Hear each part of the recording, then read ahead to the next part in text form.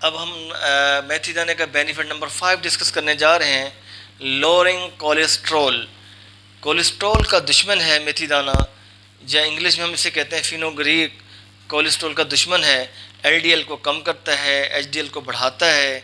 Even कि आपके जो ब्लड वेसल्स हैं उसके प्लेक की को रिमूव करने में बड़ा हेल्पफुल साबित होता है मेथी दाने का पानी। आपके ब्लड वेसल्स जो ब्रिटल हो चुके हैं, जो हार्ड हो चुके हैं, उनमें इलास्टिसिटी पैदा करता है मेथी दाने का पानी। आप करना क्या है, आप लोगों ने 2 चम्मच मेथी दाने के 1 गिलास पानी में डालकर इसको बॉयल करना है। बॉयल करने के बाद इसको आपने बर्नर को ऑफ़ करना है। ऑफ़ करने के बाद इसको ओवरनाइट छोड़ देना है कवर करके।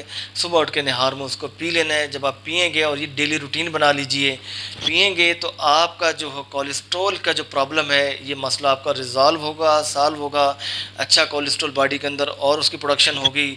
आपका कार्डियोवैस्कुलर सिस्टम स्ट्रांग होगा, आपका हार्ट स्ट्रांग होगा, आपका पूरा जो सीवीएस सिस्टम है, कार्डियोवैस्कुलर सिस्टम, इस मेथी दाने के इस्तेमाल से हेल्दी होगा। और इवन कि आपको हार्ट अटैक से भी प्रोटेक्ट करेगा मेथी दाने का